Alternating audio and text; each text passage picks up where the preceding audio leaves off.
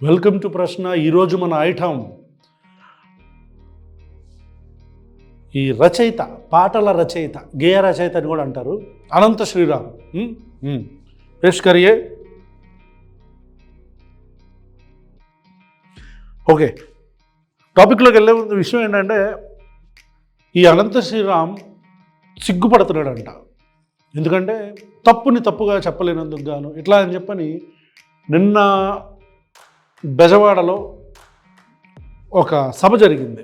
దీన్ని విహెచ్పి వాళ్ళు ఆర్గనైజ్ చేశారు. తప్పులేదు, ఆర్గనైజ్ చేసుకోవచ్చు, ఎవరైనా సరే సభలు ఆర్గనైజ్ చేసుకోవచ్చు. కాకపోతే ఆ సభ అంతా కూడా మతం కంటే ఎక్కువగా ఒక వర్గాన్ని, ఒక వర్గంలో ఉండే ఒక పార్టీని ఇండైరెక్ట్గా టార్గెట్ చేయటమే కాకుండా విషం చిమ్మే ప్రయత్నమే జరిగింది. అందులో ఒక విష గుళిక, ఈ అనంత శ్రీరామ్ వదిలిన గుళికలు. నేను మీకు ఇప్పుడు బ్యాక్ సైడ్ స్టార్ట్ చేపిస్తాను, మనం రోస్టింగ్ మొదలు పెడదాం. రానన్న బత్తాయి రామ్మా, నాన్నరా సనాతన ధర్మ పరిరక్షణ కోసం, పునర్వైభవ పునరుద్ధరణ కోసం, ఆలయాల ఆత్మ గౌరవాన్ని నిలపడం కోసం, ఆలయాలకు ఆత్మవిశ్వాసంతో దీక్షా కంకణ బద్ధులై సంఘటితమై ఒక సైన్యంగా తరలి వచ్చిన లక్షలాది హిందూ జన బంధు సందోహానికి 100 కోట్ల వందనాలు అర్పిస్తున్నాను. 100 కోట్ల వందనాలు అంట. సమకాలీన సమాజంలో చలనచిత్రం అనేది కళా ప్రదర్శనకి ఒక ముఖద్వారంగా మారింది. కరెక్ట్. అది వెండి తెర మీదైనా, ఉల్లి తెర మీదైనా, మన చేతుల్లో ఉన్న బుజ్జి తెర మీదైనా ఈ చలనచిత్రమే సంగీత, సాహిత్య, నృత్య, నటనాది కళారూపాల ప్రదర్శనకి ముఖద్వారంగా మారింది. అయితే వచ్చిన చిక్కల్లా ఏంటంటే, చలనచిత్రం, సినిమా అనేది ఒక వ్యాపారాత్మకమైన కళాత్మకమైన వ్యాపారం. వ్యాపారానికి కళాత్మకతని, కళాత్మకకి వ్యాపారాన్ని జోడించే క్రమంలో హిందూ ధర్మ, నువ్వు పని చేయి, అది చిక్క అంటున్నావు కదా, కళాత్మకమైన వ్యాపారం, వ్యాపారాత్మకమైన కళ అంటున్నావు కదా, నీ కళని కళాకారుడుగా అలాగే ఉంచుకొని డబ్బులు తీసుకోవద్దు. నీ రచనల్ని ఫ్రీగా పబ్లిష్ చేయి బయట. ఏమంటావు? పాటలు రాస్తున్నావు కదా, అవి ఫ్రీగానే నీ కళను ఉపయోగించుకొని వాళ్ళు వ్యాపారం చేసుకుంటున్నారు. అనంత శ్రీరామ్ కళాత్మకమైన వ్యాపారం చేస్తున్నారు. ఆ వ్యాపారాత్మకమైన కళ ఏదైతే ఉందో ఆ కళను మీరు వ్యాపారాత్మకం చేయకుండా, మీరేంది నివ్వచ్చు మీరు అంటారు చేయకుండా నువ్వు ఇట్లా చేయి, ఫ్రీగా పబ్లిష్ చేయి, చక్కగా పాటలు, ఇదిగోండి నీ పాట దీనికి రాశాను, నీ పాట దీనికి రాశాను అని చెప్పిన ఓపెన్గా రాసుకో. ఎందుకు డబ్బులు ఎందుకు తీసుకుంటున్నా? వాళ్ళ దగ్గర ఫ్రీగా చేయొచ్చుగా. అది కావాలి, మళ్ళీ వాళ్ళ సంకనాకాల మూవీ వాళ్ళది, లేకపోతే మనకు గడవదు. హిందూ ధర్మానికి కళంకం కలిగిస్తూనే వస్తుందన్న సత్యాన్ని నేను బాహాటంగానే అంగీకరిస్తున్నాను. ఇప్పుడా సరే చూద్దాం. ఇప్పుడు ఈ మూవీస్ మీద పడ్డాడు మన బత్తాయి. ఏంటంటే హిందూ మతానికి దీన్ని చాలా కళంకం తీసుకొచ్చే పరిస్థితిని తీసుకొస్తున్నాయి అంటే చూద్దాం ఏం చెప్తాడు. చెప్పరా బత్తాయి. అయితే మరి ఏ రంగానికి చెందిన వాడినో అయితే జరిగిన ఈ తప్పుకి విమర్శించవచ్చు, జరుగుతున్న ఈ నేరాల్ని వీటిపైన విరుచుకుపడచ్చు. కానీ అదే సినీ రంగానికి చెందిన వాడిని కాబట్టి ఇప్పటిదాకా జరిగిన ఈ హైందవ ధర్మ వ్యక్తిత్వ హననానికి యావత్ ఈ హిందూ సమాజం ముందు సినీ రంగం తరపున క్షమార్పణలు సమర్పిస్తూనే నేను ముందుకు వెళ్తున్నాను. సొల్లు మాట్లాడుతున్నాం కదా, ఎదుటోడు వింటాడు కదా అని ఇష్టం వచ్చినట్టు మాట్లాడటమే కదా అనంత శ్రీరామ్. అంతేనా? హైందవ ధర్మ వ్యక్తిత్వ హననం ఏంటి? హైందవ ధర్మం ఒక వ్యక్తిత్వమా? వ్యక్తిత్వం అంటే ఏంటి? హైందవ ధర్మ వ్యక్తిత్వ హననమా? అంటే ఎంటన్నాం కదా అని ఇష్టం వచ్చినట్టు అంటే హైందవ ధర్మాన్ని కించపరచడం అనాలా, లేదా హైందవ ధర్మ హననం అనాలా? ఈ హైందవ ధర్మ వ్యక్తిత్వ హననం ఏంటి? మళ్ళీ ఇదేందో అంటే ఎంటన్నాం కదా సొల్లు, నువ్వు ఒక రచయితవి, నువ్వు ఇప్పుడు అంత పెద్ద సభలో అంతమంది బత్తాయిలు పాపం, అంతమంది ఆలల్లో పిల్ల బత్తాయిలు, పుచ్చు బత్తాయిలు, పండు బత్తాయిలు, ముసలి బత్తాయిలు, ఎన్ని బత్తాయిలు ఉంటాయో వాటికి తెలియదు పాపం. వాటికి వాట్సాప్ నుంచి ఏది వస్తే అదే. ఇటు నీలాంటి బత్తాయిలు ఏమన్నా చెప్తే ఇక అదే. సరే కమాన్ కొట్టు. ఆ క్షమార్పణలు కనుక నేను సమర్పించకపోతే ఇంకొక మాట మాట్లాడే అర్హత కూడా నాకు లేదు. అయినా ఇక్కడ 4 మాటలు మాట్లాడడానికైనా నాకున్న ఒకే ఒక్క అర్హత ఏంటంటే, ఇక్కడ ఈ హైందవ శంఖారావాన్ని, శంఖనాదాన్ని పూరించిన విశ్వ హిందూ పరిషత్ నిర్వహించిన సరస్వతి శిశు మందిర్లో నా ప్రాథమిక విద్య అభ్యాసం జరిగింది కాబట్టి. తప్పులేదు, ఎవరైనా సరే ఎక్కడైనా చదువుకోవచ్చు. నువ్వు హైందవ శిశు మందిర్లో నువ్వు చదువుకుంటావా, మదర్సాలో చదువుకుంటావా, మిషనరీ స్కూల్లో చదువుకుంటావా, అది నీ ఇష్టం. కానీ కాకపోతే దానికి దీనికి ఏంటి లింకు ఏమో ఏందో అది నీకే తెలియాలి. అందుకని వచ్చి ఇక్కడ మాట్లాడుతున్నావా? ఓకే చెప్పు. సినిమాల్లో హైందవ ధర్మం మీద దాడి ఎలా జరుగుతుంది, హైందవ ధర్మ హననం ఎలా జరుగుతుంది హననమే అనేది ఒక 3 కోణాల్లో 3-4 ఉదాహరణలో క్లుప్తంగా విభజించి వివరించే ప్రయత్నం చేస్తాను. చదువు కానీ నాకు డౌట్ ఉంది మధ్యలో. హైందవ ధర్మ హననం ఎలా జరుగుతుంది అంటున్నావు. మీ బత్తాయిలందరూ మీరు ఏం చేయాలంటే ఫస్ట్ ఐదర్ అటుండాలా లేకపోతే ఇటుండాలా స్టేట్మెంట్కి. రా అనంత శ్రీరామ్, ఐదర్ అటుండాలా లేకపోతే ఇటుండాలా రా అని ఎందుకు అంటున్నానో వ్యూవర్స్కి మళ్ళీ చెప్తా, ముందుకు తీసుకెళ్ళి చెప్తా. ఐదర్ అటుండాలా లేకపోతే ఇటుండాలా ఎందుకు అంటున్నాను, ఇతన్ని ఎలాగా ఎందుకు మాట్లాడుతున్నానంటే, అంటే అటుండాలి ఇటుండాలి ఎందుకు అంటున్నానంటే, ఒకవైపేమో సనాతన ధర్మం, హైందవ ధర్మం అసలు ఎవరు ఏం చేసినా చెయ్యాలనుకున్న వాళ్ళు మట్టి కరిసిపోతారు, చేయాలనుకున్న వాళ్ళు చచ్చిపోతారు, చేయాలనుకున్న వాళ్ళు ఏదో అయిపోతారు, కానీ హైందవ ధర్మాన్ని ఎవడో ముట్టుకోలేడు అని ఒకవైపు చెప్తారు. ఇంకోవైపేమో ఇదిగో ఇట్లా అంటే ఒక మూవీలో తీసే సీన్స్ను బట్టి హైందవ ధర్మం హననం అయిపోద్దా, హైందవ ధర్మం అంతమైపోద్దా? ఇది హిందూ ధర్మాన్ని కించపరచడం కాదా అనంత శ్రీరామ్? జరా ఇది హిందూ ధర్మాన్ని కించపరచడం కాదా? అంటే సినిమాలో తీసే చిన్న చిన్న సీన్లు 2.5 గంటల సినిమాని తీస్తే దాంట్లో 1-2 నిమిషాలు ప్లే చేసే సీన్ల వల్ల, ఆ సన్నివేశాల వల్ల హైందవ ధర్మం అంటే ఒక మతమే హననం అయిపోద్దా? ఎరా ఇందుకు గదంటారు మిమ్మల్ని బత్తాయిలు అనేది. ఆ ఉండే ప్రజల్లో కానీ అన్నీ కూడా విషం నింపటం కాదు ఇది. వెళ్దాం ముందుకెళ్దాం. ఇప్పుడు ఇది వ్యక్తపరచడం నువ్వు. ఇక్కడ దాడి 3 కోణాల్లో జరుగుతుంది. అందులో ఒకటి కావ్యేతిహాస పురాణాలని వక్రీకరించడం, 2 తెర మీద కనిపించే పాత్రల్లో వినిపించే పాటల్లో హైందవ ధర్మాన్ని దుర్వినియోగం చేయడం, 3 తెర వెనక మా ముందు అన్యమతస్థుల ప్రవర్తన. ఈ 3 అంశాల్లో మొదటిది చెప్పు. కావ్య పురాణేతిహాసాల వక్రీకరణ. వాల్మీకి రామాయణం, వ్యాస భారతం భారత సాహితీ వాన్మయ శరీరానికి 2 కళ్ళ లాంటివి. కానీ అదే వ్యాస భారతాన్ని, అదే వాల్మీకి రామాయణాన్ని వినోదం కోసం వక్రీకరించిన సందర్భాలు కోకొల్లలు. వినోదం కోసం వాల్మీకి రామాయణాన్ని, వ్యాస భారతాన్ని, వాల్మీకి రాసిన రామాయణాన్ని, వ్యాసుడు రాసిన భారతాన్ని వక్రీకరించారని చెప్తున్నావు నువ్వు, అంతేనా? నీ దగ్గర ఒరిజినల్ కాపీస్ ఉన్నాయి అనంత శ్రీరామ్? అంటే వక్రీకరించారు అని ఎలా చెప్తున్నావు? నువ్వు చూసావా వాల్మీకి రాసినప్పుడు పక్కనే కూర్చొని రాయండి సార్ రాయండి అని చెప్పని చూసావా? వ్యాసుడు భారతుడు రాసినప్పుడు నువ్వు పక్కనే ఉండి గ్లాసులు అందించావా? నీకు ఎట్లా తెలుసు ఇది వక్రీకరించారని? నువ్వెట్లా కన్ఫర్మ్ చేస్తున్నావు? నీ దగ్గర ఒరిజినల్ కాపీస్ ఉన్నాయా? భారతం ఒరిజినల్ కాపీ, వ్యాసుడు రాసిన ఒరిజినల్ కాపీ ఉందా నీ దగ్గర? పోనీ ఒరిజినల్ కాపీని అనువదించిన కాపీ ఏదైనా ఉందా? అంటే ఇదే ప్రామాణికం, వాల్మీకి రామాయణం ప్రామాణికం అంటున్నావు, దాన్ని వక్రీకరించారు అంటున్నావు. ఆ వాల్మీకి రామాయణం ప్రామాణికంగా చెప్పబడుతున్న రామాయణం నీ దగ్గర ఉందా?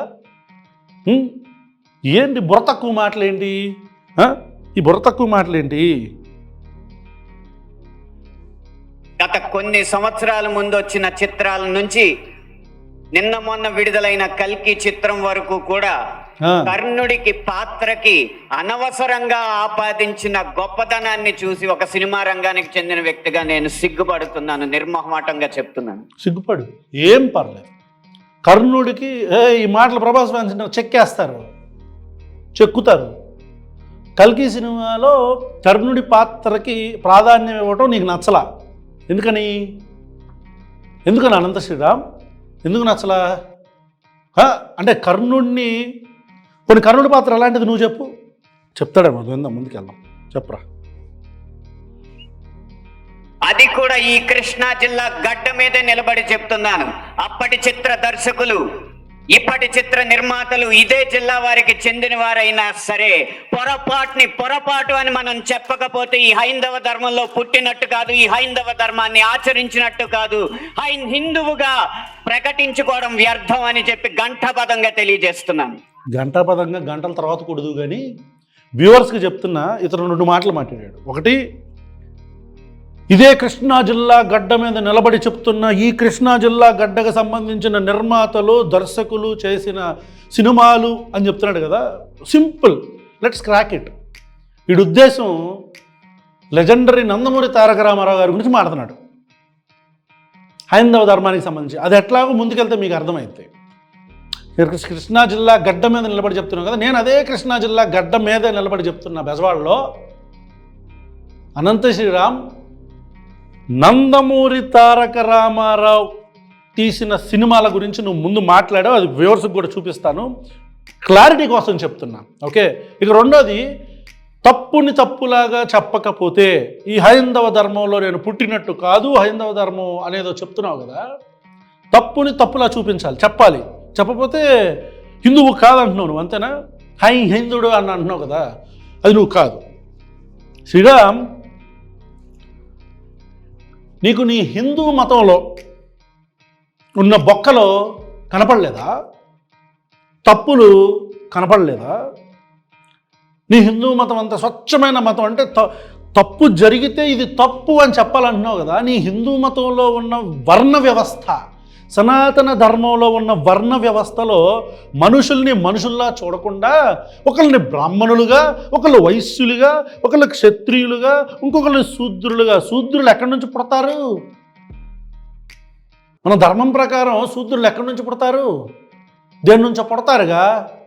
బ్రాహ్మణులు ఎక్కడి నుంచి, వైశ్యులు ఎక్కడి నుంచి, క్షత్రియులు ఎక్కడి నుంచి, శూద్రులు ఎక్కడి నుంచి పుడతారు? అంటే మనిషిని మనిషిలా చూడకుండా ఒక వర్ణ వ్యవస్థలో వర్ణ వివక్ష, కుల వివక్ష ఉన్న ఈ ధర్మంలో ఉన్న ఆ పాయింట్ను నువ్వు వ్యతిరేకించవా? నువ్వు తప్పుని తప్పులాగా చెప్తావు కదా అనంత శ్రీరామ్. తప్పుని తప్పులాగా చెప్పే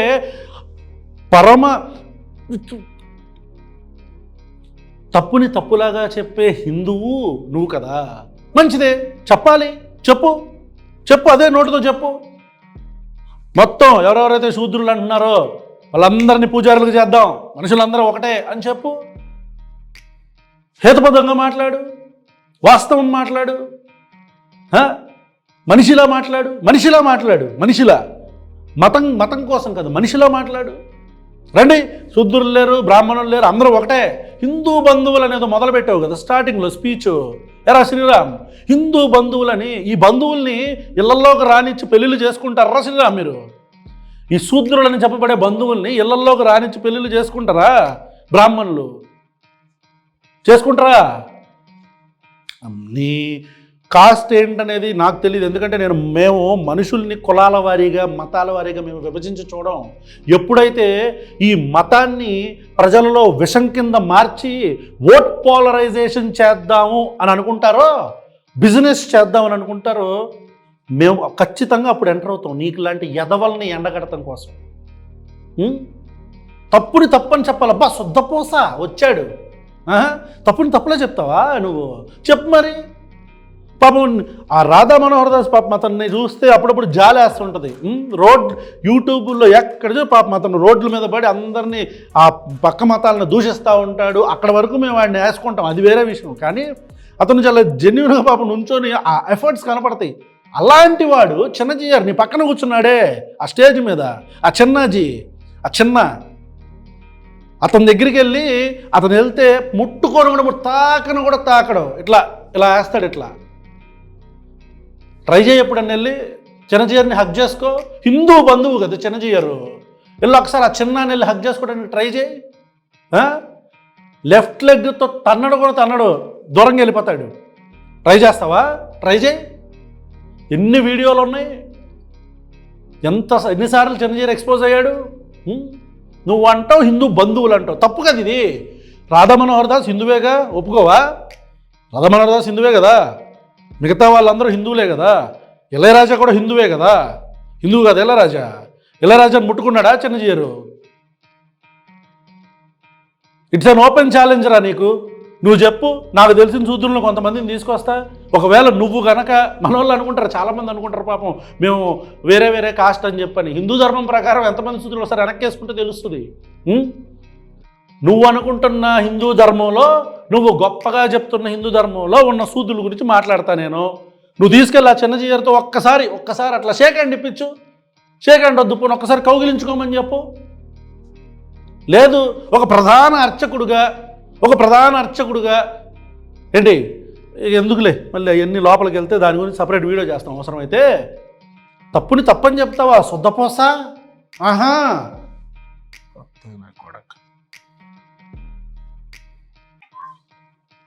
ఇప్పుడు ఈ సభలో, ఈ గొప్ప సభలో సత్యవాణి గారిని అభినవ ద్రౌపదిగా భక్తులు అభివర్ణించారు.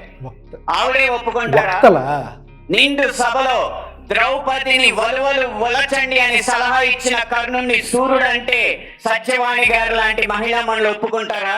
అస్సలు ఒప్పుకోరు. గంధర్వుల్ని చూసి, గంధర్వ సైన్యాన్ని చూసి ప్రాణమిత్రుని కూడా వదిలేసి ప్రాణభయంతో పరుగులెత్తిన కర్ణుణ్ణి ధీరుడు, సూర్యుడు, వీరుడు అంటే ఈ హైందవ సమాజం ఒప్పుకుంటుందా?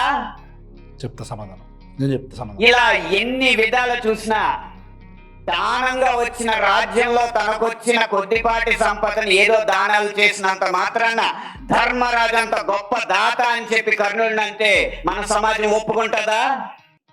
ధర్మరాజు బాగుంది, పేరు బాగుంది, ధర్మరాజు. ఫస్ట్ ఆఫ్ ఆల్ ఈ పుక్కిటి పురాణాల్లో మేము నమ్మం.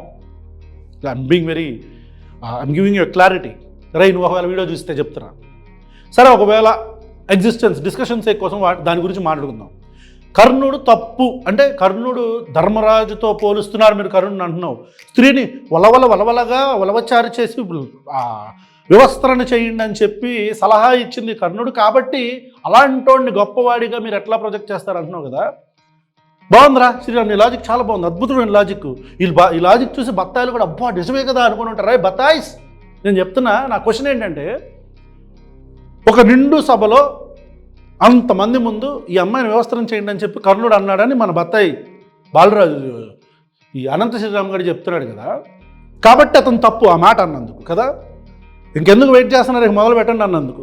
అసలు నా బేసిక్ క్వశ్చన్ ఏంటంటే, ఒక అమ్మాయిని పెళ్లి చేసుకున్న ఒక భార్యని ఒక అంగడి సరుకులాగా, ఒక ఐటమ్ లాగా, ఒక వస్తువులాగా తీసుకొచ్చి ఒక ప్రాపర్టీ కింద జోదములో పెట్టిన ధర్మరాజు, అర్జునుడు, భీముడు వీళ్ళందరూ వీళ్ళు గొప్పలా.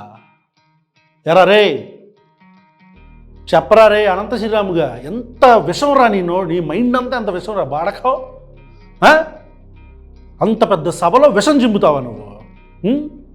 అది కృష్ణా జిల్లాలో ఉండే నందమూరి తారక రామారావు గారి సినిమాల గురించి మాట్లాడతా, చెప్తా, సమాధానం చెప్తా దాని గురించి కూడా. ఆ అమ్మాయిని ఇట్లా చెయ్యండి అన్నోడినే నువ్వు అంటే తప్పంటే, అసలు తీసుకొచ్చి ఆ పొజిషన్లో కూర్చోబెట్టిన ధర్మరాజు గొప్పోడు నీకు. ఆడో పెద్ద ధర్మరాజు. ఎరా, ఇది నువ్వు చెప్తున్న ఇది ఈ మాత్రం కూడా అంచనా వేసుకోలేని, లాజికల్గా థింక్ చేయలేని బత్తాయి గాళ్ళు, 1,00,000 మంది బత్తాయి గాళ్ళ ముందు నువ్వు అరవటం, వాళ్ళందరూ కూడా మనం ఒప్పుకుందామా అంటే వాళ్ళందరూ పాపం వాళ్ళు ఏమన్నారో వినపడట్లా మైకులు. వెళ్దాంరా ముందుకి. సో కర్ణుడి లాజిక్ అర్థమైందిగా. నెక్స్ట్, నిన్న మొన్న వచ్చిన కల్కి సినిమాలో అగ్నిదేవుడు ఇచ్చిన ధనస్సును పట్టిన అర్జునుడి కంటే సూర్యుడు ఇచ్చిన ధనస్సు పట్టిన కర్ణుడు వీరుడు అని చెప్తుంటే, యుద్ధంలో నెగ్గేది ధనుస్సా ధర్మమా అని ప్రశ్నించకుండా మనం ఊరుకుంటావా? ఎంత బాధ నీకు. కర్ణుడిని బేసిక్గా కర్ణుడిని ఎందుకు అలో చేయలేకపోతున్నావు నువ్వు? ఇక ఎన్నిసార్లు పాపం.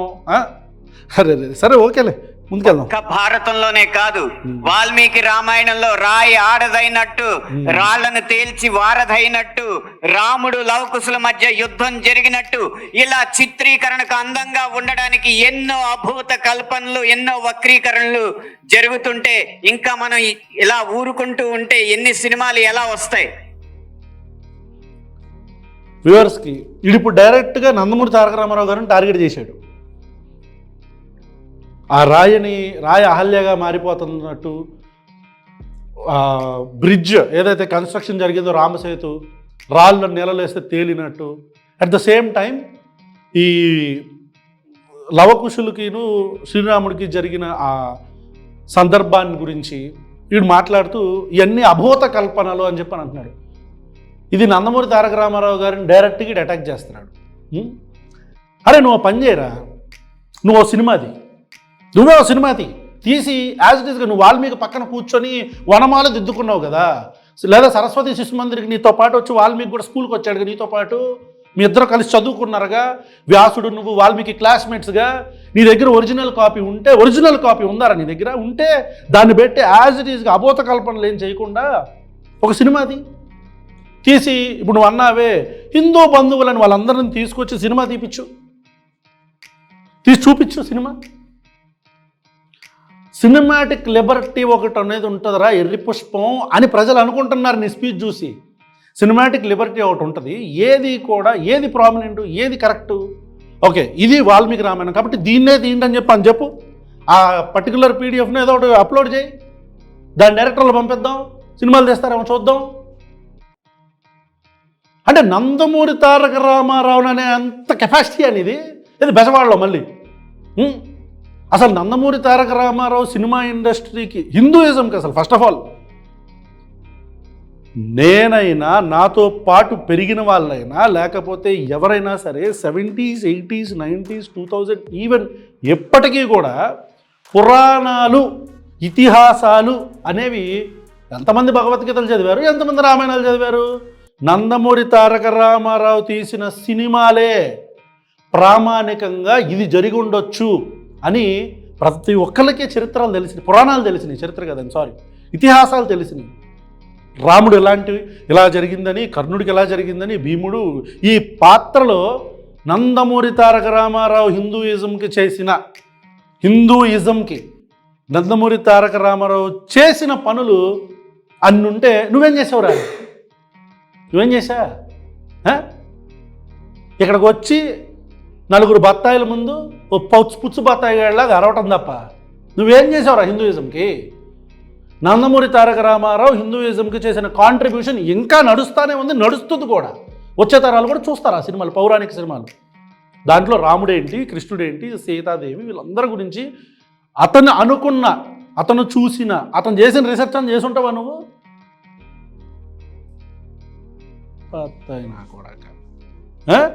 నువ్వు నందమూరి తారక రామారావు అంటే నాకు చిన్న conspiracy, maybe I might be wrong, నేను అనుకోవచ్చు, తెలుగుదేశం పార్టీని ఇండైరెక్ట్గా ఇది ఒక స్ట్రాటజికల్గా వెళ్తున్న మూవ్ లాగా నాకు అనిపిస్తుంది ఇది. అంటే బెజవాడలో డైరెక్ట్గా, అంటే ఎప్పటి నుంచో వీళ్ళందరూ హిందూ వ్యతిరేకులే, హిందూ మైథాలజీస్ని, హిందూ స్టోరీస్ని, ఈ హిందూయిజంలో ఉండే స్టోరీస్ని, వీటన్నిటినీ కూడా వీళ్ళు కావ్యాలని, ఇతిహాసాలని వీళ్ళు వక్రీకరించారు అని నువ్వు నందమూరి తారక రామారావుని టార్గెట్ చేసి మాడతావు నువ్వు. ఇప్పుడు ఏం చేద్దాం? లవకుశ సినిమాను, ఆ రామాయణం సినిమాలు, మహాభారతం అన్నీ తీసినవి అన్నీ మనం బ్యాన్ చేద్దాంరా. వెళ్ళి బెజవాడలో పట్టమట్ల ఎన్టీఆర్ విగ్రహం ఉంటుంది, వెళ్ళి టచ్ చేయి. ఖండిస్తున్నావు కదా నువ్వు, వెళ్ళి అక్కడికి వెళ్ళి ఖండించు, ఇతనే చేసింది ఇవన్నీ అని. చెక్కుతారు నా కొడక నిన్ను. వెళ్ళి మా పట్టమట్లో నుంచోరా నువ్వు, వెళ్ళి ఇదే ఖండించి వెళ్ళి. అండ్ ఇంకోటి, రామాయణ మహాభారతాలు వాల్మీకి వ్యాసుడు గురించి పక్కన పెడితే కాసేపు, రామాయణ మహాభారతాలు ఇతివృత్తాలుగా, కావ్యాలుగా రాసినవి దాదాపు 300-400 వర్షన్స్ పైనే ఉన్నాయి. 300-400 వర్షన్స్ ఉన్నాయి. వాటిని ట్రాన్స్లేట్ చేసినవి 1000 పైనే ఉన్నాయి ట్రాన్స్లేషన్స్. వీటిల్లో ఏ వర్షన్ ఆ డైరెక్టర్, అంటే నందమూరి తారక రామారావు గారు కానీ, ఆయన నటించిన మూవీస్లో ఉన్న డైరెక్టర్స్ కానీ తీసుకున్నారని నువ్వు ఏ వర్షన్ గురించి మాట్లాడుతున్నావు? అసలు ఇవన్నీ కాదు, ఎన్టీఆరే సొంతగా ఒక వర్షన్ క్రియేట్ చేసుకున్నాడు అనుకో, ఆ వర్షన్ అతను తీసుకున్నాడు అనుకో, కాల్పనిక కాదనుకో, దాంట్లో కొంచెం సినిమాటిక్ లిబర్టీ పెట్టుకున్నాడు అనుకో, నీకేంట్రా నొప్పి? నువ్వు దియ్యి, నువ్వు సినిమాది రాముడి మీద, ఇది అసలైన రామాయణం అంది, ఇది అసలైన భారతం అంతి. నువ్వు నందమూరి తారక రామారావుకి చెప్పే మగోడు వచ్చాడు. మన పర్సనాలిటీకి మనం మాట్లాడే మాటలకి తేడా ఉండాలా?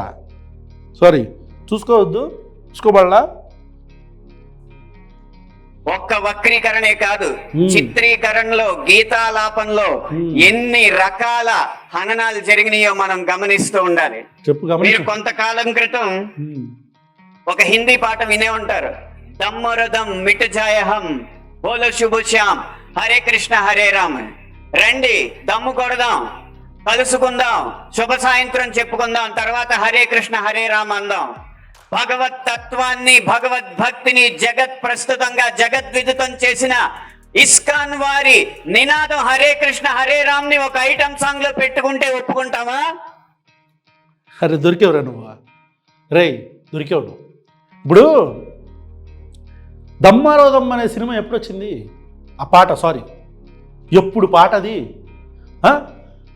ఈ అమ్మ జీవితం 4-5 దశాబ్దాల క్రితం, 40-50 సంవత్సరాల క్రితం వచ్చిన పాట ఇప్పుడు గుర్తొచ్చిందా నీకు?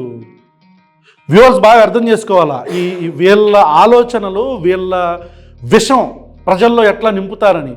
ఎప్పుడు దమ్మారదం పాట, ఆ తర్వాత మొన్న ఈ మధ్య ఎప్పుడో ఒక దశాబ్దం 10-15 years బ్యాక్ ఎప్పుడో దీపికా పదుకొన్ కూడా, నాకు తెలిసి ఆవిడ చేసిన మూవీలో కూడా ఏదో ఒక ఆవిడే సాంగ్ చేసినట్టున్నారు, స్పెషల్ సాంగ్ అది. దాంట్లో ఆవిడ కూడా చేసినట్టున్నారు. అది ఇప్పుడు గుర్తొచ్చింది వీడికి.